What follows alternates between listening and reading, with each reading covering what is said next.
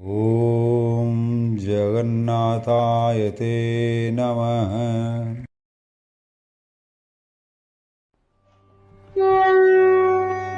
ॐ श्रीगुरुभ्यो नमः। हरिः ओम्। गीतासारम् इदं शास्त्रम् सर्वशास्त्रसुनिश्चितम् यत्र स्थितं ब्रह्मज्ञानं वेदशास्त्रसुनिश्चितम्। जय जगन्नाथ। अरूपम स्वरूपम चैव अनंतं पुरुषोत्तमं अव्यक्तं विश्वरूपाय जगन्नाथाय ते नमः। आमर 11टी सेसन सैलाणी अथच गीतार प्रथम अध्याय 47 नंबर श्लोकटी सरी नहीं। आम गलाथरक 45 नंबर श्लोक रही बहुत लोक व्यक्ति द्वारा प्रश्न पचारुंट आउ बहुत लोक भी ग्रुप रे पठाउछन्ति। जदि कमेंट रे दियन्ते हुए तो भल हंता, कारण मु समस्त कमेंट पढ़े उत्तर भी दिए। तेणु आज किंतु मु उत्तर देविनी, किंतु आज मात्र 3टी 45 हाँ 45 46 47 3टी श्लोक मात्र अच्छी। आज श्लोक सारिदेबा, किंतु ओम तत्सदिति श्रीमद् भगवद गीता उपनिषदु एटा को आसंदा सेक्शन हो बा ए सेशन रो जहाँ जहाँ प्रश्न समस्त मन अच्छी से सब सरला पर एटा को आम बुझीबा। आज खाली मु 3टी श्लोक सारी। जदि संभव है जन प्रश्न पचारती गला ये कहते जे जहाँ आपन कहवा द्वारा गोटे वर्णशंकर जो आम जो खराब धारणा था सेटा आमर दूरीभूत होती। आउ केजन कहते हाँ ये सीमा दास यूके से विक्रम बेहरा खोर्धार जी करते केन्द्र कर this is nice point to found अपन भगवत गीतार वर्णशंकर विषय रे जहाँ उल्लेख होइछि ताकू ठीक भाव में विचार न कले व्यासदेव जी समग्र कुरुवंश और पांडव वंश को वर्णशंकर शंकर रे गणाजीव। यह निश्चिंत सांप्रदायिक परिस्थिति रे एक गंभीर चिंतार विषय। गुरुजी को अनुरोध यार तत्व परिभाषा को ठीक भाव में अवगत कराइबा हेबे मु निश्चित भाव करी। आग सारी दिए 3टी श्लोक एमती आहरी बहुत लोक भी किसी लिखिंट 44 नंबर श्लोक सारी भवती युक्त इति युक्त अनुश्रुम अर्थात भवत तेतुनुश्रुष्म जोटा सब मुझे आगुरी माने शुणी आसी कौठार ना शास्त्र शुणी वयस्क मान शुणी परंपरागत भाव में लोक मान शुणी से शुणी आसता जिनसा को व्यक्त कली जे अच्छा मनुष्याण जनार्दन नर नरक जदि मनुष्य यही कार्य करे से नरकवासी हम तेना शुणी ये भाग्य भल से भल कथा कहीदे। कारण अर्जुन तो कही चली अतीतर बहुत तापर भविष्य तो कही चल एमती हम सेमती हम वर्णशंकर भी कहीदेला सब कहीदेला ता सत्वे भी तापर पुणी मला पर कौन हम ताकू भी से व्याख्या करुच्ची कि से अर्जुन किंतु बर्तमान को आसपा नाराज बर्तमान शोकर से आवृत हो ना। अच्छा अहो अहो बत महत पापम आम जो कहे अहो भगवान दृश्य मैंने अहो गोटे आश्चर्य भाव आश्चर्यजनक भाव में अहोटा व्यवहार कराए। सी कही हाय हाय जमी माइचान करते सी सत माइचा होता भी एमती अर्जुन तेणु से हाय भी बुझी पार अहो बत महत पापम कर्तुम व्यवस्थिता वयम ताले सी कहला अहम आश्चर्य कथा जे बत मान दुखर विषय है महान महत पापम माने महा महा पाप करा अवस्था कर्तुम व्यवस्थिता वयम ये सब व्यवस्था कराई पाप अर्जन करने जद्राज्य जत युक्त राज्य जद्राज्य सुखलोभेन ମୁଁ କହିଥିଲି ନା ଅନୁଷ୍ଠୁପ ଛନ୍ଦ 8 ଯଦ୍ରାଜ୍ୟ ସୁଖଲୋଭେନ ହନ୍ତୁ ସୋଜନମ୍ ଉଦ୍ୟତାଃ ଯତ୍ ମାନେ ଯାହା ରାଜ୍ୟ ସୁଖ ଲୋଭ ମୋହ ଯୋଗୁ ସ୍ୱଜନମାନଙ୍କୁ ମାରିବାର ଯୋଉ ଚେଷ୍ଟା ଯତ୍ ରାଜ୍ୟଂ ରାଜ୍ୟ ରାଜ୍ୟର ଏଇ ଯୋଉ ସୁଖ ଲୋଭମୋହ ସକାଶେ ନିଜର ସ୍ୱଜନମାନଙ୍କୁ ଆତ୍ମୀୟମାନଙ୍କୁ ନିଜର ପରିବାର ବର୍ଗମାନଙ୍କୁ ସବୁ ମାରିକିରି ଏମାନେ କି ପାପ କରିବା ପାଇଁ ଠିଆ ହେଇଛନ୍ତି, କି ଆଶ୍ଚର୍ଯ୍ୟ ବିଷୟ ମାନେ କଥା। ସେ ପୁଣି କହୁଛି ଯଦି ମାମ୍ ଅପ୍ରତିକାରମ୍ ଅସ୍ତ୍ରମ୍ ମାମ ପ୍ରତିକାରମ୍ ଶସ୍ତ୍ରମ୍ ସେ ଦେଖିଲା ମାନେ ମୋର ଅପ୍ରତିକାର ମାନେ ମୁଁ ଅଶସ୍ତ୍ର ମାନେ ମୋ ଶସ୍ତ୍ର ନ ଧରିଥିବା ଅବସ୍ଥାରେ ଯଦି ମାନେ ପ୍ରତିକାର ମାନେ ରୋକିବାକୁ ଚେଷ୍ଟା ନ କରେ, ତେବେ ମଧ୍ୟ ଯଦି ଶସ୍ତ୍ର ପାଣ ହେୟ ଶସ୍ତ୍ର ମାନେ ଶସ୍ତ୍ର ଧାରଣ କରିକିରି ପାଣି ମାନେ ହାତ ମାନେ ଶସ୍ତ୍ର ଧାରଣକାରୀ ମାନେ ଧାତ ରାଷ୍ଟ୍ରା ଧୂତ ମାନେ ଧୂତ ରାଷ୍ଟ୍ର କରିଥିବା ମାନେ ଦୁର୍ଜନ ବୃତ୍ତି, ଏଇ ଦୁର୍ଜନ ମାନେ ଯଦି ଆସିକିରି ଧୂତରାଷ୍ଟ୍ର ମାନେ ଲୋକମାନେ ସବୁ ଆସିକିରି ସେ ଧୂତରାଷ୍ଟ୍ରଙ୍କ 100 ପୁଅ ଆସିକିରି ଯଦି ଅସ୍ତ୍ରରେ ନିଜ ଅସ୍ତ୍ରରେ ରଣେ ହନ୍ୟୁ ଯୁକ୍ତ ତତ୍ ତୁମେ ହନ୍ୟୁସ୍ତମେ ମତେ ହତ୍ୟା କରିଦିଅନ୍ତି, ମାରିଦିଅନ୍ତି। ଜଣେ କ୍ୱେଶ୍ଚିନ୍ ହେଉଛି ମାରିବା, ହତ୍ୟା କରିବା ଆଉ ବଧ କରିବା ଏ ତିନି ଜଣ ପାର୍ଥକ୍ୟ କ'ଣ? ମୁଁ ସେଇଟା କାଲି ନେକ୍ସଟ କ୍ଲାସ୍ରେ ଅବଶ୍ୟ କହିବି। ଏଠି ଦେଖନ୍ତୁ, ଏଠି ଖାଲି କହିବା ଅଛି ଯଦି ମୋତେ ଆସିକି ସେମାନେ ଅସ୍ତ୍ରଶସ୍ତ୍ର ଧରିକି ମାରି ବି ଦିଅନ୍ତି, କ୍ଷେମନ୍ତରଂ ସେ ବଡ଼ ହିତକର ହବ, ବଡ଼ ମଙ୍ଗଳକାରକ ହବ, ଭବେତ୍ ସେ ବଡ଼ ମଙ୍ଗଳକାରକ ହବ ମାନେ ଭବେତ୍ ମାନେ ହବ। କାହା ପାଇଁ? ଅର୍ଜୁନ ପାଇଁ। ଅର୍ଜୁନ ଏଭଳିଆ ଅବସ୍ଥା ଆସିଲାଣି, ଯଦି ମୁଁ ଶସ୍ତ୍ର ଧରିବିନି, ଯଦି ସେମାନେ ଶସ୍ତ୍ର ଧରିକି ଆସି ଦୁର୍ଜନ ମାନେ ମଧ୍ୟ ମାରିଦେବେ, ତା ବି ମଧ୍ୟ ମୋ ପାଇଁ ମଙ୍ଗଳକାରକ ହବ। ଆଚ୍ଛା, ସଞ୍ଜୟ ବାଚ ସଞ୍ଜୟ କହୁଛି, କ'ଣ କହୁଛି ସଞ୍ଜୟ? ଏବେ ମୁକ୍ତା ଅର୍ଜୁନ ଏଇଭଳିଆରେ କହିକିରି ସଂଖ୍ୟେ ମାନେ ରଣଭୂମିରେ ଯୁଦ୍ଧଭୂମିରେ ଏବଂ ମୁକ୍ତା ଅର୍ଜୁନ ଯୋନ ସଂଖ୍ୟେ ରଥ ଉପରେ ଯୋଉ ବସିଛି, ସେ କ'ଣ କଲା ନା ଉପାବିଶତ୍ ରଥ ଯୋଉ ବସିଥିଲା ବିସୃଜ୍ୟ ସଶରଂ ଚାପମ୍ ତ୍ୟାଗ କଥା ଥୋଇଦେଲା, ସର ତୁଣି କାଢ଼ିକି ସର ବି ଥୋଇଦେଲା, ଚାପନ ଧନୁ ଥୋଇଦେଲା, ଶୋକ ସମ୍ବିଘ୍ନ ମାନସ ସେ ଗଲା ମଝିକି ପଳେଇ ଆସିଲି, ତା ସେ ଏମିତି ପଛକୁ ମୁହଁରେ ବସିଲା, ମୁଖ ପୁରା ଭାଙ୍ଗି ପଡ଼ିଲା, ଶୋକ ଦୁଃଖରେ ଭାଙ୍ଗି ପଡ଼ିଲା, ବସି ପଡ଼ିଲା, ଆଉ ଅନେଇଲାନି ସେ କୃଷ୍ଣ ଆଡ଼ିକି, ସେ ପୁରା ବସି ପଡ଼ିଲା। ଆଚ୍ଛା, ଆଉ ମାନେ ତାର ବିତୃଷ୍ଣା ଭାବ ପଳେଇ ଆସିଲା, ପଛକୁ ମୁହଁ ଧରିଲା, ମୁଁ ଯୁଦ୍ଧ କରିବି, ସେ ଧନୁ ତୀର ଗଲା, ସେ ଶୋକ ମାନେ ବିରକ୍ତ ସେ ଏମିତି ବସି ପଡ଼ିଲା। ଶୋକରେ ବିଗଳିତ ହେଇକିରି ସେ ଦେଖିଛି ଶୋକମ୍ ବିଗଳିତ ମାନସ, ବିଗଳିତ ମନରେ ଅର୍ଜୁନ ଏହା କହି ଧନୁତୀର ଛାଡ଼ି ଦେଇ ଆସିକିରି ରଥ ମଝିରେ ବସିକିରି ପଛପଟକୁ କେତେବେଳେ ଯାହାର ବ୍ୟାଖ୍ୟା ବି କରାଯାଇଛି, ପଛପଟେ ବସି ପଡ଼ିଲା, ପଛପଟେ ନୁହଁ ପଛରୁ ମୁହଁ କରି ବସି ପଡ଼ିଲା, ମାନେ ଭାଙ୍ଗି ପଡ଼ିଛି ବହୁତ।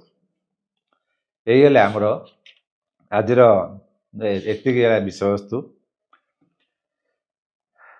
ଦେଖନ୍ତୁ, ଆପଣମାନେ ଜଣେ ପଚାରୁଥିଲେ ସେ ଯେଉଁ 3-4ଟା ପ୍ରଶ୍ନ ଥିଲା ଯେ ଧର୍ମଶାସ୍ତ୍ର ପଢ଼ିକି ଆମେ କାହିଁକି ଭିକ ମାଗୁ। ମୁଁ ସଦାବେଳେ ଗୋଟେ କହିଛି, ଧର୍ମଶାସ୍ତ୍ର ଯଦି ନ ବୁଝିକିରି କରୁଛ ତାହେଲେ ଜୀବନରେ ନରକକୁ ଯାଉଛ। ଆଉ ଧର୍ମଶାସ୍ତ୍ର ସାଇଣ୍ଟିଫିକାଲ ନୁହେଁ, ଏଇ ଯେଉଁ ଜିନିଷଟା ଆପଣ କହିଲେ।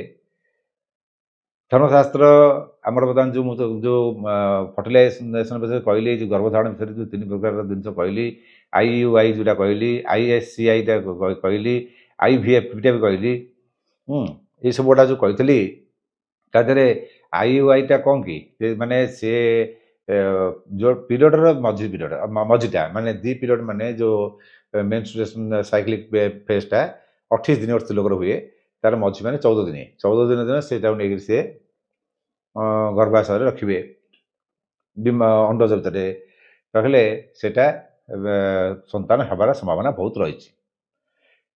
ଏଠି ଧର୍ମଶାସ୍ତ୍ର କହିନି, ମୁଁ ଆପଣଙ୍କୁ ବହୁତ ଥର କହିଛି ଯେ ସ୍କନ୍ଦପୁରାଣ ସବୁଠୁ ବହୁତ ବଡ଼। ସ୍କନ୍ଦପୁରାଣ ସବୁ ତ ନ ପଢ଼ନ୍ତୁ ପଛରେ, କିନ୍ତୁ ଉତ୍କଳ ଖଣ୍ଡ ଟିକେ ପଢ଼ନ୍ତୁ। ସେଥିରେ ଥିବା ଆମର ପୁରୁଷ ମହାତ୍ମ୍ୟ ହଉ ବା ଶ୍ରୀକ୍ଷେତ୍ର ପରିକ୍ରମା ଏଇସବୁ ବିଷୟଟା ପଢ଼ନ୍ତୁ। ତାହେଲେ ସେଇଟା ଦରକାର। ଗରୁଡ଼ ପୁରାଣ ଦରକାର, ଆଉ ପଦ୍ମ ପୁରାଣ ଦରକାର। ଏଇଟା ପୁରାଣ 1800 ପୁରାଣ ଥିଲା, ଏଇଟା ଦରକାର। ଆଉ ମହାଭାରତ ତ କାବ୍ୟ, ରାମାୟଣ କାବ୍ୟ। ସେଇଟା ତମ ଅପସନାଲ କେସ୍, କିନ୍ତୁ ମିନିମମ୍ ଏଇ ତିନିଟା ଯଦି ପଢ଼ନ୍ତି ତାହେଲେ ଆପଣ କିଛିଟା ବୁଝିପାରିବେ ବା ଗୋଟେ ଜିନିଷ ଜାଣିପାରିବେ। ସେଇ ଗରୁଡ଼ ପୁରାଣରେ ନର୍କ ବିଷୟରେ, ବିଭିନ୍ନ ପ୍ରକାର ନର୍କ ବିଷୟରେ ବର୍ଣ୍ଣନା କରାଯାଇଛି। ସେ ବିଷୟରେ ମୁଁ ଗଲା ଥରକ ଆଲୋଚନା କରିଥିଲି। ଆଉ ଏଠି ଯଦି କୁହାଯାଏ ଗର୍ଭଧାରଣ ବିଷୟରେ, ମେଡ଼ିକାଲ ସାଇନ୍ସ କ'ଣଟା କହିଲା ବେଳେ ଦି ପିରିୟଡ଼ ମଝିରେ ଆମର ସେଇଟା ସେଇ ସମୟଟା ଗର୍ଭଧାରଣ ପାଇଁ ସବୁ ଉପଯୁକ୍ତ ସମୟ। ତେଣୁ ସେଇ ସମୟରେ ସେଇଟା ରଖାଯିବ, ମାନେ ତାକୁ ଆଣିକିରି ଡକ୍ଟର ରଖିବେ। ଗର୍ଭ ପୁରାଣ ସେ ବିଷୟରେ ଲେଖା ହେଇଛି। ଅନ୍ୟ ପୁରାଣମାନଙ୍କ ସେ ଶାସ୍ତ୍ରରେ ଲେଖା ହେଇଛି ଯେ ପିରିୟଡ଼ର କେତେ ଦିନ ପରେ ସନ୍ତାନ, ପୁଅ ହଉ କି ଝିଅ ହଉ ହେଲେ କ'ଣ ମାନେ ତା ଚିନ୍ତାଧାରା ତାର ହୁଏ, ସେ କେତେ ଭଲ ହେବ କେତେ ମନ୍ଦ ହେବ, ଏଇଟା ହେଲା କଥା। ତେଣୁ ଏଠି ଗରୁଡ଼ ପୁରାଣ କହିଲା ଯେ ଗର୍ଭଧାରଣର ଯୁଗ୍ମ ଦିନ ରହିଲେ, ଅର୍ଥାତ୍ ଯୁଗ ମାନେ 8, 10, ଆମର 8 ଦିନ ଆରମ୍ଭ କଲା, ମାନେ ପିରିୟଡ଼ ହେବାର 8 ଦିନ ପରେ 17 ଦିନ ପର୍ଯ୍ୟନ୍ତ। ତା ଭିତରେ ଦେଖିବା ଯୁଗ୍ମ ଦିନ କେଉଁଠି ପଡ଼ୁଛି? 8 ପଡ଼ୁଛି, 10 ପଡ଼ୁଛି, 12 ପଡ଼ୁଛି, 14 ପଡ଼ୁଛି, 16 ଆସୁଛି। ତୁମେ ଏଠି 14 କହୁଛ, ଯେଉଁମାନେ ସବୁ ମେଡ଼ିକାଲ ସାଇନ୍ସ 14 କହୁଛ, ସେମାନେ ଆକୁରେଟ୍ 14 କେମିତି ପାଇବେ? ପାଇପାରିବେନି। ସେମାନେ ହିସାବ ଦେବେ କ'ଣ ନା ରାତିରେ ଥିଲା ଦିନରେ ଥିଲା, ସେ ଦେଖିବା ଦରକାର ନାହିଁ। କେଉଁ ଡେଟ୍ରେ ହେଇଥିଲା ସେଇ ଡେଟ୍ ପ୍ଲସ୍ 14 ଦିନ, କିନ୍ତୁ ଏମିତି ଆগে ସେ କାଉଣ୍ଟ କରିବେ। କିନ୍ତୁ ଆମର ତା ନାହିଁ। ଆମର ପୁରା ତ୍ରୁଟି ପର୍ଯ୍ୟନ୍ତ ଭାରତବର୍ଷର 25 ଗୋଟେ ସମୟଟାକୁ 25 ଭାଗ କରାହେଇଛି।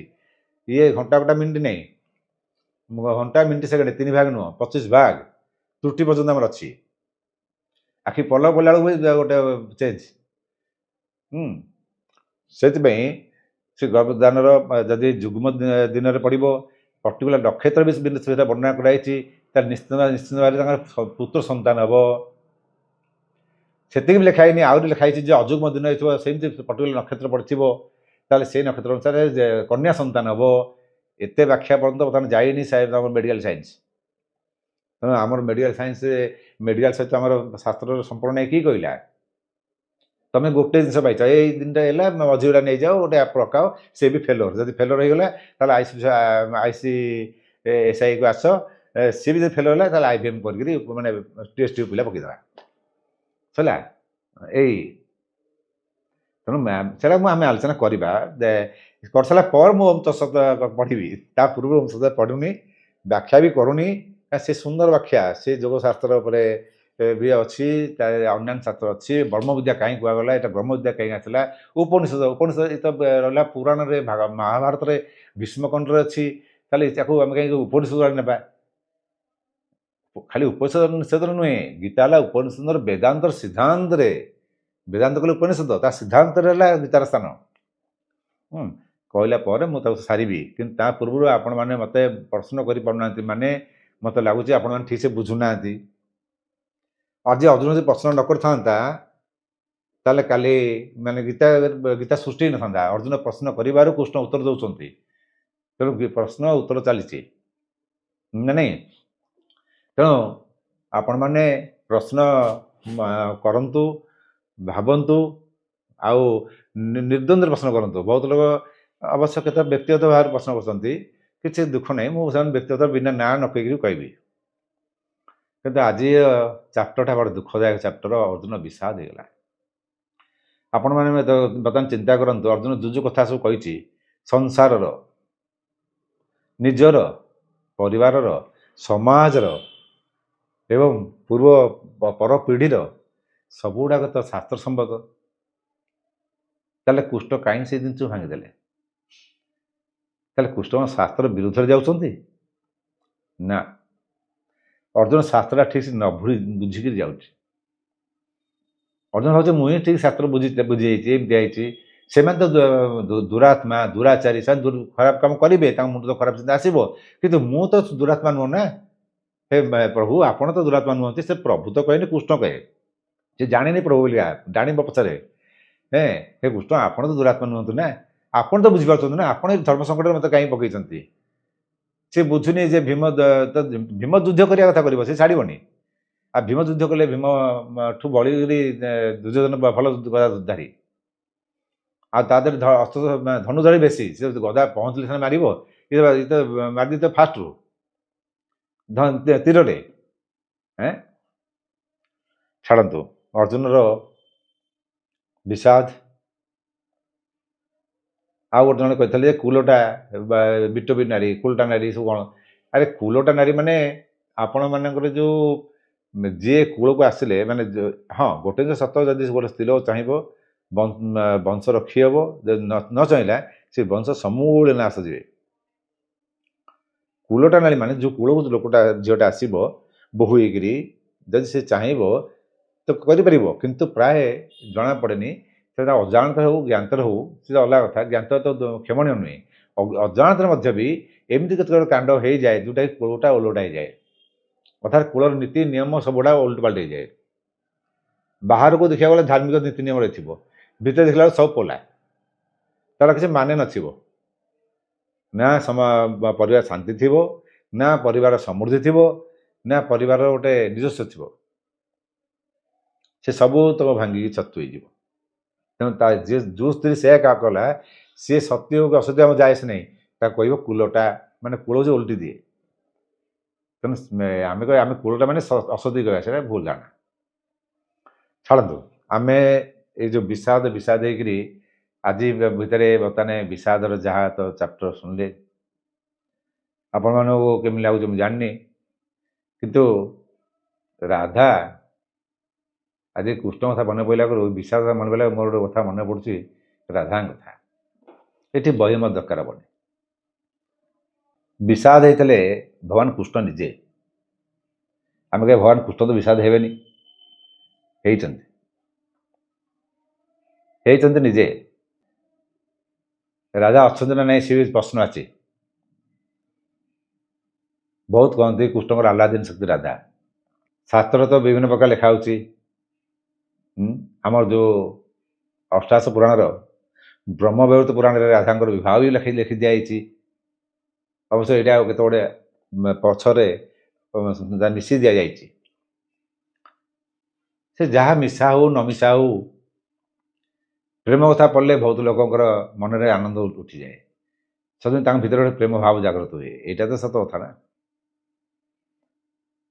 ଗୋଟେ ଆପଣ ଦେଖନ୍ତୁ, ଯେଉଁ ଗୋପୀ 16 ଗୋପୀ ନାରୀ ପୁଣି ରାଧା ମିଶିକିରି ଗୋପପୁରରେ ରାସ କରୁଥିଲେ, ନୀଳା କରୁଥିଲେ। ସେ ପ୍ରେମ ନୀଳା ହଉ ଯାହା ହଉ, ନୀଳା ଚାଲିଥିଲା। ଥରେ ଆସିଲା ପରେ ସେ କେବେ ମଧ୍ୟ ଗୋଟେ ଥର ମଧ୍ୟ ଲେଉଟିକିରି ଗୋପପୁର ଯାଇନାହାନ୍ତି, ଯାହା ତମେ ଭଗବାନ ଶ୍ରୀକୃଷ୍ଣ କହୁଛ। ଭଗବାନ ଶ୍ରୀକୃଷ୍ଣ ମଧ୍ୟ ହାରିଯାଆନ୍ତି, ଏ ପ୍ରେମ ଆଗରେ ହାରନ୍ତି। ଥରେ ନୁହଁ, ବହୁତ ଥର ଯାଇଛନ୍ତି। ମଝିରେ ବଳରାମ ଗୋଟିଏ ଥର ପଠେଇଦେଲେ, ବଳରାମ ଯାଇକି ଆସିକିରି ଗାଳି ଦେଲେ କୃଷ୍ଣକୁ। ହଁ, ମଝିରେ ଗୀତା କ୍ଲାସ୍ ବେଳେ ମଝିରେ ଗୋଟେ ଥର କହିଥିଲି ଯେ କାହ୍ନା ଶବ୍ଦଟା କୃଷ୍ଣଙ୍କର, ସେ ତ ବୃନ୍ଦାବନରେ ଛାଡ଼ିଦେଇ ପଳେଇ ଆସିଲେ, ଆଉ ଆସିନି। ସେ ମଥୁରାକୁ ଆସିନି, ମଥୁରା ଆସିଲା ପରେ ଆଉ ଦ୍ୱାରିକାକୁ ଆସିନି ଯେ କାହ୍ନା ଶବ୍ଦଟା। ତାର ଯେକୌଣସି ଗୋଟେ ଅଧ୍ୟାୟରେ ମୁଁ କହିଛି ଯେ କୃଷ୍ଣଙ୍କର ସେ କାହ୍ନା ଶବ୍ଦଟା ବୃନ୍ଦାବନରେ ରହିଗଲା। ଶାସ୍ତ୍ରରେ କେତେବେଳେ କ'ଣ ଲେଖା ହେଇଛି ସେ ମୁଁ ତ ସେ ବିଷୟରେ ଜାଣିବାକୁ ଚାହୁଁନି, ବି ଜାଣିବାକୁ ଚାହୁଁନି, କାରଣ ସେଥିରେ ବହୁତ ଜିନିଷ ମନଗଢ଼ା ଲେଖା ହେଇଥାଏ। ସେ ଦ୍ୱାରିକାକୁ ଗଲେ ରାଧା, ସେ କୃଷ୍ଣଙ୍କୁ ରିକ୍ୱେଷ୍ଟ କଲେ ଯେ ତୁମେ ଆଉ ଥରେ ବଂଶୀ ବଜାଅ। ସେ ବଂଶୀ ବଜେଇଲେ, ସେ ବଜେଇଲା ପରେ ରାଧା ସେ ବଂଶୀର ପ୍ରେମରେ ବିଲୀନ ହୋଇକି ତାଙ୍କ ଶରୀରରେ ମିଶିଗଲେ। ତାପରେ କୃଷ୍ଣ ରାଗିକିରି ବଂଶୀଟା ଭାଙ୍ଗିକିରି ବୁଦାମୂଳେ ପକେଇଦେଲେ। ଇଏ ଲେଖା ହେଇଛି। ବାସ୍ତବ ସତ୍ୟ କିଛି ଅଲଗା। ପ୍ରୟାଗ ତୀର୍ଥ ବେଳେ ସେହି ସମୟରେ ରାଧା ବି ଯାଇଥାନ୍ତି ତୀର୍ଥ କରିବା ପାଇଁ, କୃଷ୍ଣ ଯାଇଥାନ୍ତି ତୀର୍ଥ କରିବା ପାଇଁ। କୃଷ୍ଣ ଆରପଟେ ଠିଆ ହେଇକିରି ବୁଡ଼ ପକେଇଲା ବେଳେ ରାଧା ଏପଟେ ବୁଡ଼ ପକାଉଛନ୍ତି। ସେତେବେଳେ ଗୋପୀମାନେ କହିଲେ ଯେ ରାଧା ରାଧା ସେପଟେ କାହ୍ନା ଠିଆ ହେଇଛି। ଅନେଇଲେ ରାଧା, ଦେଖିଲେ ସେ କୃଷ୍ଣ ବି ତାଙ୍କୁ ଦେଖିକିରି ଦେଖିଦେଲେ। ଦେଖିକି ଅନେଇଲେ, କହିଲେ ନା ଇଏ ତ କାହ୍ନା ନୁହଁ। ନା ହଁ କାହ୍ନା, ନା ନା ଇଏ କାହ୍ନା ନୁହଁ, ଇଏ କାହ୍ନା ନୁହଁ। କୃଷ୍ଣ ଦେଖିଲେ ଆସିଲେ, ସେ ତାଙ୍କ ଶେଷ ମିଳନ ସେଟା। ଆସିକିରି ଯେ ଆସି ପହଞ୍ଚିକିରି ଆନନ୍ଦ ଗଦଗଦରେ ବହୁତ ରାଧେ ରାଧା ତାଙ୍କ ମୁହଁ ଚାହୁଁଛନ୍ତି, ଟିକେ ହସୁଛନ୍ତି।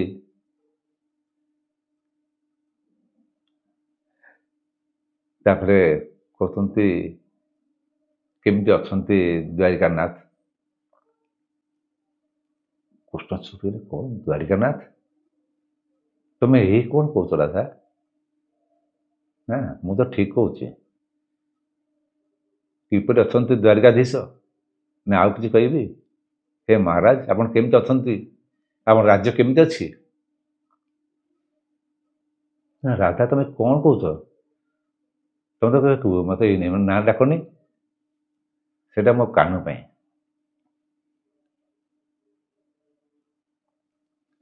କୃଷ୍ଣଙ୍କର ମୁଣ୍ଡରେ ଆଉ ପଶିଲାନି କଣ ସେ କହିଲା। କାନ ପାଇଁ? କାନ ତ ମୁଁ। ସେ କୃଷ୍ଣ କହୁଛନ୍ତି, କଣ ସେ କାନା ତ ମୁଁ ହିଁ ନା। ନା ନା, ତୁ ମୋ କାନା ନୁହଁ, ତୁ ମୋ କାନା ନୁହଁ। ମୋ କାନା ଗୋଟେ କାଣିଆ ମୁଠରେ ଗୋବର୍ଦ୍ଧନ ପର୍ବତ ଟେକିକିରି ଗୋପପୁର ଆସିକି ରକ୍ଷା କରିଥିଲା, ଗାଈ ଗୋରୁ ରକ୍ଷା କରିଥିଲା, ଇନ୍ଦ୍ରର ବଜ୍ରପାତରୁ ମଧ୍ୟ ରକ୍ଷା କରିଥିଲା। ମୋ କାନା ରଖିଥିଲା। କିନ୍ତୁ ତୁ କଣ କରୁଥିଲୁ? ଗୋଟେ ହାତ ଟେକିକି ଚକ୍ର ଧାର କରିକି ସଂହାର କରୁଥିଲୁ। ମୋ କାନା ସଂହାର କରେନି, ମୋ କାନା ରକ୍ଷା କରେ। ତୁ ମୋ କାନା ନୁହଁ। କୃଷ୍ଣ ଚୁପ୍। କଥା କହିଲେ, ବସନ୍ତୁ ରାଜା। ରାଜା ହସୁଛନ୍ତି। ନିଜେ ବସି ପଡ଼, ନିଜେ ବସି ପଡ଼। ରଜା ହେଇଗଲାଣି ତ, ଅଭ୍ୟାସ ନଥିବ ଠିଆ ହେବାର। କୃଷ୍ଣ ଆଖିରୁ ଲୁହ ଝରି ଆସୁଛି, କିନ୍ତୁ ରାଧା ଆଖିରୁ ଗୋଟେ ଠୋପା ଲୁହ ନାହିଁ। କୃଷ୍ଣ କହୁଛନ୍ତି ଯେ ରାଜା, ତମକୁ ଦୁଃଖ ଲାଗୁନି? ତମର ମୋର ଅନୁପସ୍ଥିତି ଅନୁଭବ କରୁନ? ନା, ମୁଁ କେମିତି ତମ ଅନୁପସ୍ଥିତି ଅନୁଭବ କରିବି? ତମ ବାବା ତ ଉପସ୍ଥିତ ଅଛ ନା। କୃଷ୍ଣ ଆସ୍ତେ ଆସ୍ତେ ବସି ପଡ଼ୁଛନ୍ତି, ତାଙ୍କ ମୁଣ୍ଡ ବୁଲି ଯାଉଛି କୃଷ୍ଣଙ୍କର। କି କଣ ସେ ଭାବିଥିଲେ, କଣ ଦେଖୁଛନ୍ତି, କଣ ଶୁଣୁଛନ୍ତି? ଆରେ ତୁ ଯଦି କାନା ମୋର ହେଇଥାନ୍ତୁ, ଯୋଉ କାନା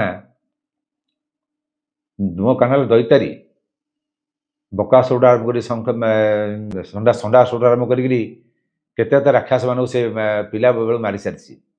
ସେ ହେଲା ଦଇତାରି। ଯୋଉ ଛୋଟ ପିଲାମାନଙ୍କୁ ପୁତନା ମାରି ଦେଇଥିଲା, ସେ ତାର ସେଇ କ୍ଷୀର ଦେହରେ ତା ପ୍ରାଣ ନେଇଗଲା ଏବଂ ମରିଥିବା ପିଲାକୁ ବଞ୍ଚେଇ ଦେଇଥିଲା ମୋରି କାନା। କିନ୍ତୁ ତୁ କଣ କରୁଛୁ? ମାରୁଛୁ। କାହାକୁ ବଞ୍ଚେଇଛୁ? ଯଦି କାହା ଘରେ କିଛି ନଥିବ, ତୋ ସାଙ୍ଗମାନଙ୍କ ଭିତରେ ସୁଦାମା, ସୁବଳ, ସୁବାହୁ, ତୋର ଯୋଉ 8 ଗୋପାଳ 16 ଗୋପାଳ ତ ଥିଲେ, ସେମାନଙ୍କ ଭିତରେ ଯାହାର ଯଦି କିଛି ନଥିବ, ତାହେଲେ ତୁ ତା ଘରୁ ଚୋରି କରି ନେଇ ଦେଉଥିଲୁ। ତୁ ମୋ କାନା ସେୟା କରେ। ମୋ କାନା ସିଏ ହେଲେ ମୋ କାନା। ତୁ କେତେ ଥର ଦେଇଛୁ? ସୁଦାମା ପରା ନ ଖାଇ ନ ପିଇକିରି ପଡ଼ିକିରି 4 ଦିନ ଉପାସ ରହିକିରି ଖୁଦ ବଜାରଟି ନେଇକି ବାକି ଖର୍ଚ୍ଚ କରି ଖୁଦ ବଜାରଟି ନେଇକି ତୋ ପାଖକୁ ଯାଇଥିଲା। କିନ୍ତୁ ମୋ କାନା ଥିଲେ ତା ପାଖକୁ ଯାଇଥାନ୍ତା, ସୁଦାମା ଘରକୁ। ସୁଦାମା ଯାଇଥିଲା ଦ୍ୱାରିକାଧୀଶ ପାଖକୁ, କାହ୍ନୁ ପାଖକୁ ନୁହଁ। ତୁ ମୋ କାନା ନୁହଁ। ତୁ ମୋ କାନା ବି ହେଇ ବି ପାରିବୁନୁ। ଏଇ ଦେଖ କହିକି ବଂଶୀଟା କାଢିଲେ ରାଧା। ଏଠୁ ଗଲା ପରେ କେତେଥର ବଂଶୀ ବଜେଇଛୁ? ଥରେ ବି ନୁହଁ। ବଂଶୀଟା ମୋ ପାଖରେ ଅଛି। ଯୋଉ ବଂଶୀରେ ତ 10ଟା ଆଙ୍ଗୁଳି ଚାଲି ଲାଗୁଥିଲା, ତୋ ଓଠର ସ୍ପର୍ଶ ପାଇକିରି ମୂର୍ଚ୍ଛନା ତୋଳୁଥିଲା, ଆନନ୍ଦର ଲହଳି ଖେଳୁଥିଲା, ରାଗିଣୀ ସୃଷ୍ଟି କରୁଥିଲା। ସେ ନାଚୁଥିଲେ ଗୋପୀ, ବନର ବନାନୀ, ଚନ୍ଦ୍ରମା ଆଉ ନିର୍ଝରଣୀ ଆଉ ଝରଣା ଆଉ ତା ସେ ଯମୁନା ନଦୀର ପାଣି। ସେଇ ବଂଶୀ ମୋ ପାଖରେ। ତୁ କେବେ ବି ବଂଶୀ ବଜେଇ ପାରିବୁନି। ମୋ କାହ୍ନା ବଜାଏ ବଂଶୀ। ମୋ କାହ୍ନୁ ବଜାଏ ବଂଶୀ। ମୋ କାହ୍ନୁ ଚୋରି କରିକି ଆଣେ। ଆମେ ସବୁ କାହ୍ନା ଡାକୁ, ଯଶୋଦା ମା କାହ୍ନୁ ଡାକନ୍ତି। କିନ୍ତୁ ସେ ନା କାହ୍ନୁ ନା କାହ୍ନା। ତୁ ମୋ କାହ୍ନା ନୁହଁ। ତୁ କେବଳ ସଂହାର କରି ଜାଣିଛୁ, ମାରିଆ ଜାଣିଛୁ, ନଚିବା ଜାଣିନୁ। ନାଚିବା ବି ଆମେ ତୁ ନଚୁଥିଲୁ, ଆମେ ବି ନାଚୁଥିଲୁ, ତୁ ବି ନାଚୁଥିଲୁ। ତୁ ସେଠି ନଚେଇବା ଜାଣିଛୁ, ନାଚୁନୁ। ରଜା ନାଚ ଦେଖେ, ନାଚେନି। କିନ୍ତୁ ରଜା କୃଷ୍ଣ ଚୁପ୍। କୃଷ୍ଣଙ୍କ ପାଟିରେ ଆଉ ଶବ୍ଦ ନାହିଁ। କ'ଣ କରିବେ କୃଷ୍ଣ? ଆରେ ଦ୍ୱାରକାଧୀଶ, ହେ ଦ୍ୱାରିକାପତି, ଏଇ ଯମୁନାର ପାଣି, ଯେଉଁ ପାଣିରେ ବିଷ ଗାଳୁଥିଲା ସାପ, ତାକୁ ତୁ ମୋ କାହ୍ନୁ ଦଳନ କରିଦେଇଛି, କରି ମିଠା କରିଦେଇଛି। ଦେଖ ଦେଖ ସେ ଯମୁନା ପାଣି କି। ଗୋଟେ ଲୋଟାରେ ପାଣି ଆଣିକିରି ନିଜେ ପିଇଛି। କହିଲା ନେ ପିଇ, ଇଏ ହେଲା ମିଠା ପାଣି। ଏ ଯମୁନା ପାଣି, ନଦୀର ପାଣି ପିଇ ହୁଏ। ତୁ ନଦୀ ଛାଡ଼ିକିରି ସାଗରକୁ ଦୌଡ଼ିଲୁ। ସାଗର ଅନନ୍ତ ସାଗର ଜଳରାଶି ଦେଖାଯାଉନି, ଆଦି ଅନ୍ତ ନାହିଁ। ତ ସାଗର ପାଣି ପିଇକି ଦେଖିଲୁ? ସାଗର ପାଣି ପିଇପାରିବୁ ତ? ସେ ଖାରା ଖାରା ଲୁଣିଆ ଲୁଣିଆ ପାଣି। ସାଗର ପାଣିରେ ଶୋଷ ମେଣ୍ଟେନି, ନା କି ପିଇପାରେନି, ଓଲଟି ବାନ୍ତି ହେଇଯାଏ। ଏଇ ଯେଉଁ ବହୁଥିବା ନଦୀ ଯମୁନା, ଆର ମିଠା ପାଣିରେ ଶୋଷ ମେଣ୍ଟେ, ଭୋକ ମେଣ୍ଟେ। ଆର ପବନର ପରଶରେ ମଣିଷର ଶ୍ୱାସ ଚାଲେ। ତୁ ମୋ କାହ୍ନା ନୁହଁ, ତୁ ସେଇ ଲୁଣି ପାଣି ଘେରା ଥିବା ଦ୍ୱାରିକାଧୀଶ ତୁ, ଦ୍ୱାରିକାପତି ତୁ, ଦ୍ୱାରିକାନାଥ ତୁ। କୃଷ୍ଣ ସମ୍ଭାଳି ପାଇଲେନି। କ'ଣ କରିବେ?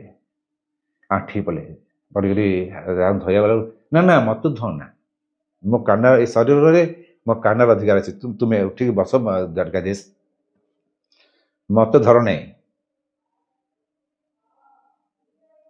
କହିବେ କୃଷ୍ଣଙ୍କୁ ନିଜେ ରାଜା ଉଠିଛନ୍ତି, ବସିଛନ୍ତି ଆଡ଼େ।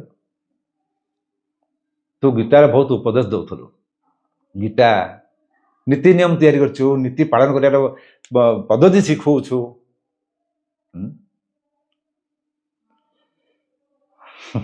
ନୀତି ବାକ୍ୟ ବି କହୁଛୁ, ବହୁତ ଧର୍ମ କଥା ବି କହିଛୁ, କଠୋର ବାଣୀ ବି ଗୀତାରେ କହିଛୁ। ଗୀତାରେ ତ ତତ୍ତ୍ୱଜ୍ଞାନ କଥା କହିଛୁ। କିନ୍ତୁ ମୋ କାହ୍ନା ତ ତତ୍ତ୍ୱ ଜାଣିନି, ମୋ କାହ୍ନା ତ ପ୍ରେମ ଜାଣିଛି। ଆଉ ଏହା କିଛି ଜାଣିନି, ଏଇଟା ଜାଣିବା ଦରକାର ବି ନାହିଁ ଆମର। ତୁ ଯା ସେ ଗୀତାର ବାଣୀ ସେ ଅର୍ଜୁନକୁ ଶୁଣେଇବୁ। ଆରେ ଦୁର୍ବୁଦ୍ଧି, ତୁ ରଜା ପାଇଁ ତୋର ଯୋଗ୍ୟତା ନାହିଁ। କୃଷ୍ଣ ଅବାକ୍, କ'ଣ ଇଏ କହୁଛି ମୋ ଦୁର୍ବୁଦ୍ଧି? କୃଷ୍ଣ ପାଟି ଆଉ ଖୋଲୁନି। ବହୁ କଷ୍ଟ କଲେ, ରାଧା ମୁଁ ରଜା ପାଇଁ ଯୋଗ୍ୟତା ନାହିଁ। ଧିକ୍କାର ତ ରଜାକୁ। ଆରେ ରଜା ଯିଏ ପ୍ରଜାକୁ ପାଳନ କରେ, ତୁ କ'ଣ ପ୍ରଜାକୁ ପାଳନ କଲୁ? ମହାଭାରତ ଯୁଦ୍ଧରେ ପରା ନାରାୟଣ ସେନାକୁ ଛାଡ଼ିଦେଲୁ ଦୁର୍ଯ୍ୟୋଧନ ପଟକୁ। ନିଜେ ବା ରହିଲୁ ତା ବିରୋଧୀ ପାର୍ଟି ଅର୍ଜୁନ ପାଖରେ ସାରଥି ହେଇକିରି। ଓଲଟି ନିଜେ କହିଲୁ ମୁଁ ରଥ ଚଳଉଛି ଅର୍ଜୁନ, ତୁ ତୀର ଚଳା, ମୋର ସୈନ୍ୟ ନାରାୟଣ ସେନା ଉପରେ ମାର ସେମାନଙ୍କୁ। ଏମିତି ରଜା ତୁ ତ ପ୍ରଜାମାନଙ୍କୁ ମାରିବା ପାଇଁ ଅର୍ଜୁନକୁ ଲଗେଇଛୁ। ତୁ ତ ଯାହା ପାପରେ ଭାଗି ହେଲୁ, ସେ ସବୁ ଅର୍ଜୁନଟା ପାପରେ ଭାଗି କରିଦେଲୁ ତ ମିତ୍ରକୁ।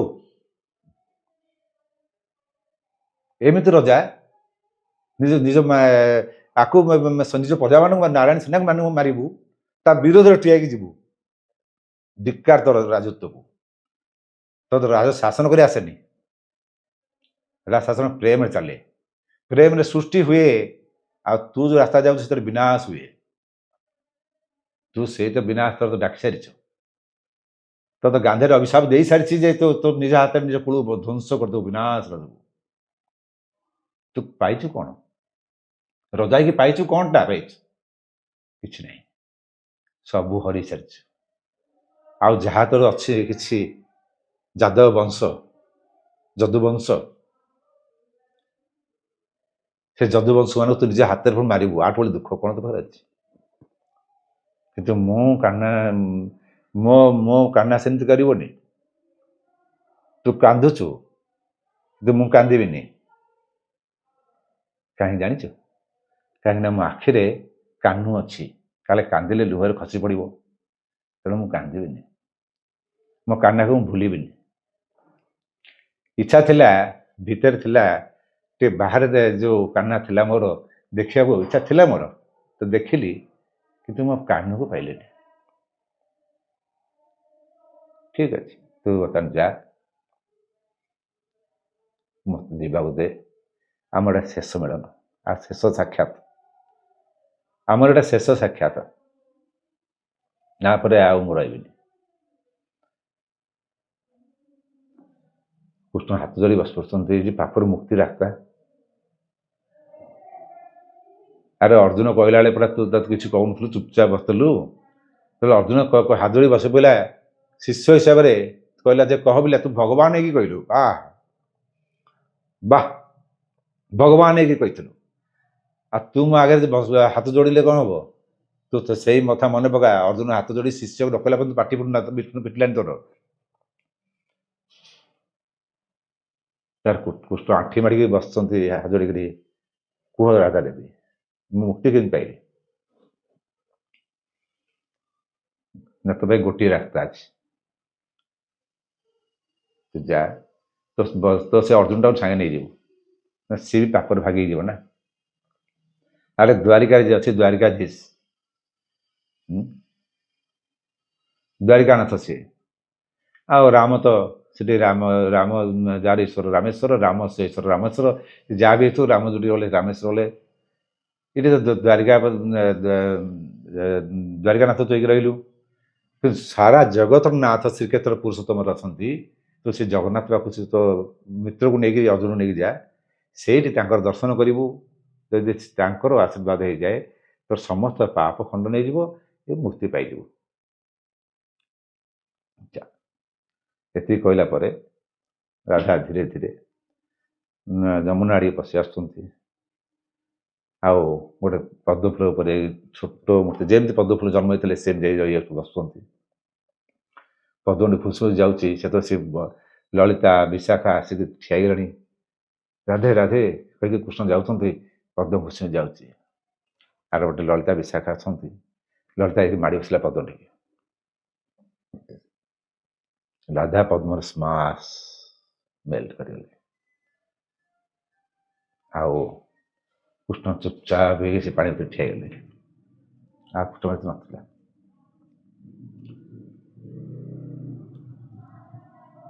ଲଳିତା ଦେଖିଲେ ପଦ୍ମଫୁଲ ଗୋଟେ ଚାବିଟେ ଅଛି, ସେ ଚାବିଟିକି ସେ ଆଣିଲେ। ରାଧା ଯିବା ପରେ ଲଳିତା ବିଶାଖା ଏକାଠି 2 ଜଣ କୃଷ୍ଣଙ୍କ ପାଖରେ ଥିବା ଠିଆ ହେଇଥିଲା ବେଳେ ଶୂନ୍ୟବାଣୀ ରାଧା କଲେ, ଆରେ କୃଷ୍ଣ। କୃଷ୍ଣ ତ ଉଠିକିରି ଉପରକୁ ନେଲେ, ରାଧା ଠିଆ ହେଇଛି। ତୁ ଯେତେ ଯାହା କରୁଛୁ କର, ତୋର ଦ୍ୱାରିକାପତି ଭେଷକୁ କେହି ପୂଜା କରିବେନି ରେ। ତୁ ଯେତେ ମନ୍ଦିର ତିଆରି ହେବ, ତୋର ସେଇ କାହ୍ନା ମୂର୍ତ୍ତି ତୁ ପୂଜା ପାଇବୁ, ସେଇ ବଂଶଧର ମୂର୍ତ୍ତି ପୂଜା ପାଇବୁ। ତୋ ପାଖରେ ମୁଁ ବି ପୂଜା ପାଇବି। ଆଉ ମୁଁ ନଥିଲା ବେଳେ ଏ ଲଳିତା ବିଶାଖା ତୋ ପାଖରେ ପୂଜା ପାଇବେ, କିନ୍ତୁ ସେଇ କାହ୍ନା ରୂପରେ ବଂଶଧର କୃଷ୍ଣରେ ସମସ୍ତେ ରାଧେ କୃଷ୍ଣ କହିବେ, କିନ୍ତୁ କେହି କହିବେନି ଦ୍ୱାରିକାପତି, ଦ୍ୱାରିକାଧୀଶ, ଦ୍ୱାରିକାନାଥ ବୋଲିକା। ଦ୍ୱାରିକାପତି ନାଥରେ ରଜା ହେଇକି ତୁ କେବେ ବି ପୂଜା ପାଇପାରିବୁନି ରେ। ମନ୍ଦିର ମାନଙ୍କରେ ତୁ ପୂଜା ପାଇବୁ ସେଇ କାହ୍ନା ରୂପରେ, କୃଷ୍ଣ ରୂପରେ, ମୁରଲୀଧରା ବିଷ୍ଣୁ ରୂପରେ। କଣ ମିଳିବ ତତେ? ଛାଡ଼। ବର୍ତ୍ତମାନ ଯିବା ସମୟ ଆସିଲାଣି, ପଳିଆ। ଯାଇ ଦର୍ଶନ କର, ପଳେଇ ଆସ। କୃଷ୍ଣ, ଲଳିତା, ବିଶାଖା ଚାହିଁଛନ୍ତି, ରାଜା ସ୍ମାସ ହେଇଯାଇଛନ୍ତି। ସମସ୍ତ ମନ୍ଦିରରେ କେବଳ କୃଷ୍ଣ ସେଇ ମୂର୍ତ୍ତି ପୂଜା ହଉଛି। ରାଧାଙ୍କ ସାଙ୍ଗରେ ଏକଲା ବି ଲଳିତା ବିଶାଖା ଭିତରେ। ଇଏ ହେଲା ଭାବ ପଳେଇ ଆସିଲେ ତମ ଗୀତା ଜ୍ଞାନ ବେକାର। ସେଇ କଥା ରାଧା କହିଥିଲେ। ତୁ ପୁରା ଗୀତାର ପ୍ରଚାର ସ୍ରଷ୍ଟା ତୁ ହେଇଥିଲୁ, ନୀତି ବାକ୍ୟ କରୁଥିଲୁ, ତତ୍ତ୍ୱଜ୍ଞାନ ଦଉଥିଲୁ। କୁଆଡ଼େ ଗଲେ? କୋଉଥିପାଇଁ ଦଉଥିଲୁ? ବିନାଶ ପାଇଁ। ମୋ କାହ୍ନୁ ବିନାଶ ଜାଣିନି, ମୋ କାହ୍ନୁ ସ୍ରଷ୍ଟା ଜାଣିଛି, ରଖିବା ଜାଣିଛି, ପାଳିଆ ଜାଣିଛି। ଛାଡ଼ନ୍ତୁ, ଆମେ ଭୁଲିଆ ଯିବା ସେ ଜିନିଷକୁ। ରାଧେ କୃଷ୍ଣ। ଶେଷ ଥର ପାଇଁ କେବଳ ଗୋଟିଏ ଡାକ ରହିଥିଲା କୃଷ୍ଣଙ୍କର, ରାଧେ ରାଧେ। କିନ୍ତୁ ରାଧା ସେଇ ନୀଳ ଆକାଶର ଅନନ୍ତର ସୀମାରେ ନିଜ ସୀମା ହରେଇ ଦେଇଥିଲେ, ନିଜସ୍ୱ ମେଲ୍ଟ ରହିଥିଲା, କେବଳ ରହିଥିଲା ଶବ୍ଦଟା କୃଷ୍ଣଙ୍କର, ରାଧେ। ଏତିକି। ଲଳିତା ବିଶାଖା ଏକାଠି ପୂଜା ପାଇବାର କଥା ମୁଁ ଦେଖିଛି। ଏଠି ବାଲେଶ୍ୱର ଯାଇଥିଲି, ନୀଳଗିରି ପାଖରେ ଆଉ ଗୋଟେ ତାଙ୍କର ମଙ୍ଗଳା ଅଛନ୍ତି, ମଙ୍ଗଳା ମନ୍ଦିର। ତାପରେ ସେଠି ରାଣୀଙ୍କ ଉଆସ ଥିଲା, ରାଣୀ ଉଆସ ଭିତରେ କୃଷ୍ଣ ଅଛନ୍ତି, ତା ଦୁଇପଟେ ଲଳିତା ବିଶାଖା ଅଛନ୍ତି। ଆଉ ସେଟା ଗୋଟେ ଗୁମ୍ଫା ହେଇଛି, ସେ ଗୁମ୍ଫାଟା ବହୁତ ଦେଖିଲା ଭଳିଆ ଗୁମ୍ଫାଟିଏ, ବହୁତ ପାହାଚ ଦେଇ ଯାଇଛି, ସେ ବହୁତ କୋଉଠି ନା କୋଉଠି ବାହାରିଛି ଗୋଟେ। ମଝିରେ ବିରାଟ ବଡ଼ ଗୋଟେ କୂପ ଅଛି, କୂପ ସେ ପୋଖରୀ ଭଳି ଦେଖାଯାଉଛି। ମଝିରେ ଗୋଟେ ଚାରିଗୁଣିଆ ବେଦୀ ଅଛି, ରତ୍ନ ବେଦୀ ଭଳିଆ। ସେଇ ଗରମ ଦିନ 2 ମାସ ଯାକ କୃଷ୍ଣ ଲଳିତା ବିଶାଖାକୁ ନେଇକରି ସେଇ ବେଦୀ ଉପରେ ରୁହନ୍ତି, ପୂଜା ପାଆନ୍ତି। ଆଉ ବାକି ଦିନ ଯାକ ସେ ବନ୍ଦ ରହେ। ତା ଭିତରୁ ମୋତେ ନେଇକି ଯାଇଥିଲେ ଲୋକମାନେ, ସୌଭାଗ୍ୟ। ସେଠି ଜଣେ ଯେ ମୁଖ୍ୟ ଲୋକ ଯିଏ, ସେ ରାଣୀ ମାଙ୍କର ନହର ଭିତରେ ସେଟା ଅଛି। କହିଲେ ଯେ ଯାହାର ଭାଗ୍ୟ ଥାଏ ସେ ଦେଖେ, ଆଗକୁ କେହି ଦେଖିବାକୁ ପାଆନ୍ତିନି। ମୁଁ କହିଲି ଯାହା ହଉ ମହାପ୍ରଭୁ ସେତିକି ତ କୃପା ହେଲା, ଆମେ ଦେଖିଲୁ। ଆମେ ରାଧାକୃଷ୍ଣ ଦେଖିଥିଲୁ, କିନ୍ତୁ ରାଧା ନଥାଇକିରି କୃଷ୍ଣ ଘରେ ଲଳିତା ବିଶାଖା ଥାଇ ଦେଖିଲୁ ଫାର୍ଷ୍ଟ ଟାଇମ୍, ପ୍ରଥମ ଥର ପାଇଁ। ଛାଡ଼ନ୍ତୁ, ତେଣୁ ଯେତେବେଳେ ପ୍ରେମ ଆସିଯାଏ ନା, ନା ତୁମର ଜ୍ଞାନ ରହେ, ନା ଇଏ ଧ୍ୟାନ ରହେ, ନା ଇଏ କ'ଣ ରହେ, ସବୁ ବେକାର ବେକାର। ଆଉ ସେ ଚାବିଟି ଯାହା ପାଖରେ ଅଛି ଆପଣ ବୁଝିପାରୁଥିବେ। ସେଥିପାଇଁ 22 ପାହାଚର ଯଦି ଗଣିବେ 18ଟା ପାହାଚ ଆପଣ ପାଇବେ, ଆଉ 4ଟା ପାହାଚ ଗୁପ୍ତ। ଯୋଉ 4ଟା ପାହାଚ ଖୋଲିଯିବ ସେଦିନ ପ୍ରଳୟ ସୁନିଶ୍ଚିତ। ଖୋଲି ଆସିଲାଣି, କେବଳ ଗୋଟିଏ ଲୋକ ଖୋଲିବ, ଜଣେ ଖୋଲିବ, ଲୋକ ତ ନୁହେଁ। ତା ଯଦି ଖୋଲିବ ତାହେଲେ ସାଗର ଖୋଲିବ, ସମୁଦ୍ର ହିଁ ଖୋଲିବ। ଆଉ ସମୁଦ୍ର ଲହଡ଼ି ତାକୁ ମାରିକି ଖୋଲିବ।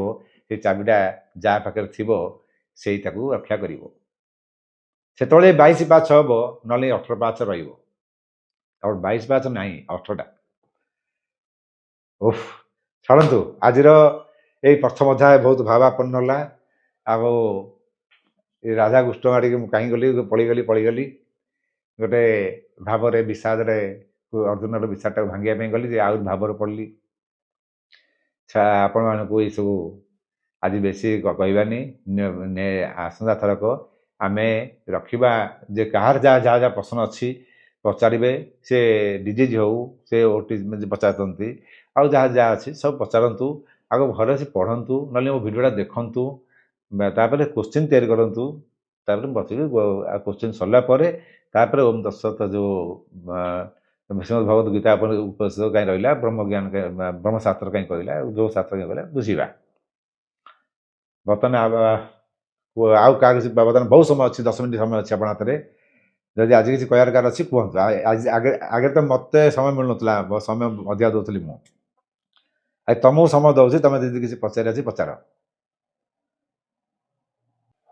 ଗୁରୁଜୀ, ମୋର ଗୋଟେ ପ୍ରଶ୍ନ ଥିଲା ରାଧାଙ୍କ ଉପରେ। କୁହନ୍ତୁ। ପ୍ରଭୁ, ରାଧା ଯଦି ଆହ୍ଲାଦିନୀ ଶକ୍ତି, ତ କୃଷ୍ଣଙ୍କର ଯୋଉ ଆମର ଯୋଉ ଶ୍ରୀ ଜୟଦେବ ଯୋଉ ଆମର ଗୀତ ଗୋବିନ୍ଦ ପଢା ହୁଏ ମହାପ୍ରଭୁଙ୍କ ଘରେ, ତ ଗୀତ ଗୋବିନ୍ଦରେ ରାଧାଙ୍କ ନାଁ କାହିଁକି ଆସେ ଟିକେ ଜାଣିବାକୁ ଚାହୁଁଥିଲି। ହଁ, ଦେଖନ୍ତୁ, ମୁଁ ତ ଆପଣଙ୍କୁ କହିଲି ନା ସେ ବିଷୟରେ। ଯେତେବେଳେ ବ୍ରହ୍ମାକୁ ନେଇକି ରାଧାକୁ ବିବାହ କରା ବ୍ୟବସ୍ଥା କରାଗଲା, ଏଇଟା ହେଲା ବ୍ରହ୍ମ ବ୍ୟବହୃତ ପୁରାଣରେ କରାଯାଇଛି। ସେ କାରଣ ପ୍ରଥମେ ବ୍ରହ୍ମ ପୁରାଣ, ଲାଷ୍ଟ ବ୍ରହ୍ମାଣ୍ଡ ପୁରାଣ, ମଝିରେ ବ୍ରହ୍ମ ବ୍ୟବହୃତ ପୁରାଣ। ସେ 18 ପୁରାଣର ଏ ବ୍ରହ୍ମବେଦ ଯେଉଁ କରାଯାଇଛି, ସେ ବ୍ରହ୍ମବେଦ ପୁରାଣରେ ଏଇ ଗୁଡ଼େ ଜିନିଷ ତାକୁ ଯୋଡ଼ି ଦିଆଯାଇଛି। ଯେ ବ୍ରହ୍ମା ଆସିଲେ ତାକୁ ବିବାହ କରିବାକୁ କହିଲେ, ରାଧା କହିଲେ ମୁଁ ତ ତାଠୁ ଅଲଗା ନୁହେଁ, କେମିତି ବିବାହ କରିବି। ସେ ଯେତେବେଳେ କୃଷ୍ଣ କହିଲେ ମୁଁ ଲୀଳା କରିବାକୁ କହିଲେ ଆମକୁ ବିବାହ କରିବାକୁ ପଡ଼ିବ, 1ରୁ 2 ହେବାକୁ ପଡ଼ିବ। ତେଣୁ ସେ ସବୁ ମାନେ ପଣ୍ଡିତମାନଙ୍କର ଯେଉଁ ମୋ ମତେ ତ କୁତର୍କ ବୁଦ୍ଧିରେ ସେ କରାଯାଇଛି। ଯାହା ବି ହଉ, ରାଧା କହି ତ ଗୋଟେ ଲୋକ ତ ଉପକାର ଯଦି ପାଉଛନ୍ତି, ତାହେଲେ ରାଧା ନାମଟା ଠିକ୍। ତେଣୁ ସେ ରାଧାକୃଷ୍ଣଟା ଅଲଗା ନୁହେଁ। ମୁଁ ଏଇ ଭାବରେ କହିଦେଲି, ମୋତେ ଗୋଟେ କ'ଣ ଲାଗିଲା, ମୁଁ କହିଦେଲି। ଆଉ ସତ କହିବାକୁ ଗଲେ ସେମିତି ମୁଁ ରାଧାକୃଷ୍ଣ ଭିତରେ ଭିନ୍ନତା ଦେଖିନି। ଆଉ କୃଷ୍ଣ ଭିତରେ ହିଁ ରାଧା ଥାଆନ୍ତି, ସିଏ ଅଲଗା ନୁହନ୍ତି। କୃଷ୍ଣଙ୍କୁ ଯେତେବେଳେ ବ୍ରହ୍ମ କୁହାଯାଇଛି, ତ ରାଧାଙ୍କୁ କ'ଣ କୁହାଯାଇଛି? କୃଷ୍ଣ କ'ଣ କୁହାଗଲା? କୃଷ୍ଣଙ୍କୁ ମୁଁ ଶୁଣିଛି ବ୍ରହ୍ମ ବୋଲି କୁହାଯାଏ। କୃଷ୍ଣ ହଉଛନ୍ତି ବ୍ରହ୍ମ ନୁହଁ, ବ୍ରହ୍ମ କୁହାଇନି, ବ୍ରହ୍ମ କୁହାଇନି। ଆଉ ଟିକେ ଅଲଗା ହେଇଥାନ୍ତା, ବ୍ରହ୍ମ କୁହାଇନି। ବ୍ରହ୍ମ ତ ମୋ ଜଗନ୍ନାଥ, ଯାହାର ରୂପ ନାହିଁ, ଯାହାର ଆକାର ଥାଇକିରି ସେ ନିରାକାର, ଯାହାର କିଛି ମାନେ ବିଶିଷ୍ଟତା ନଥାଏ, ସେ ହେଲା ବ୍ରହ୍ମ। ବ୍ରହ୍ମର ଲିଙ୍ଗ ନଥାଏ। କୃଷ୍ଣ ତ ସେ ଲିଙ୍ଗ ଅଛି ନା, ପୁର୍ଲିଙ୍ଗରେ ଯାଉଛନ୍ତି। ବ୍ରହ୍ମ କେବଳ ଜଗନ୍ନାଥ, କୃଷ୍ଣ ତାଙ୍କର ଅବତାର, ରାମ ଅବତାର।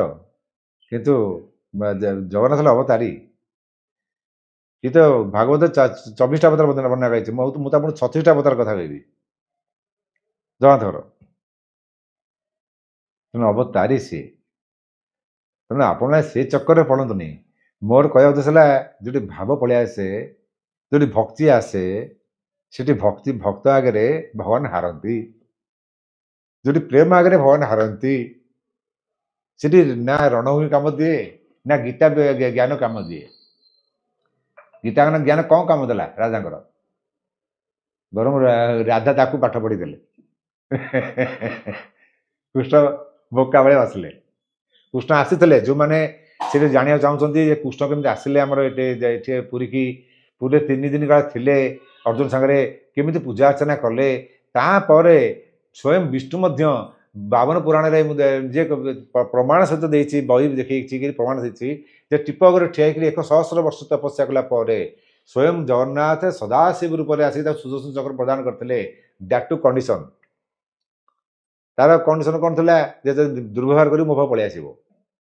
ଏସବୁ ଯଦି ଦେଖିବାକୁ ଇଚ୍ଛା ଅଛି, ମୋର ଏଇ ଚ୍ୟାନେଲରେ ଥିବା ଯେଉଁ କୃଷ୍ଣଙ୍କର ହୃଦୟ ନାହିଁ ଜଗନ୍ନାଥଙ୍କ ଭିତରେ, ଏଇଟା ଦେଖନ୍ତୁ, ଆପଣ ସବୁ କୋଶ୍ଚିନ୍ର ଉତ୍ତର ପାଇଯିବେ। ସବୁ ତ କୋଶ୍ଚିନ୍ର ଉତ୍ତର ପାଇଯିବେ। ମାନେ ସ୍କନ୍ଦ ପୁରାଣ କେତେ ଖଣ୍ଡ ସଂହିତା କେତେ ଖଣ୍ଡ, ସେ ଖଣ୍ଡାତ୍ମକ ସଂହିତାତ୍ମକ, ଖଣ୍ଡ କେତେ ଖଣ୍ଡ, ସଂହିତା କେତେ ଖଣ୍ଡ, ପୁରାଣରେ କେତେ କେତେ ଭାଗ ଅଛି, ସବୁ ପାଇଯିବେ। ସେଇଟା ଦେଖନ୍ତୁ। ଶ୍ରୀକୃଷ୍ଣଙ୍କ ହୃଦୟ ନାହିଁ ଜଗନ୍ନାଥଙ୍କ ଭିତରେ, ଏଇ କହିଛି, ଆପଣ ପାଇବେ। ଆପଣ ପ୍ରଶ୍ନ ତିଆରି କରନ୍ତୁ। ଆଜି ମୁଁ ଟିକେ ଶୀଘ୍ର ରଖିଦେଉଛି, କାରଣ ଆଜି ତାଙ୍କର କ'ଣ ଡେରି ହେଲାଣି ବୋଲି ମୁଁ ଶୁଣିଲି। 7:30ରେ ତାଙ୍କ ଟାଇମ୍ ଚେଞ୍ଜ ହେଇଛି।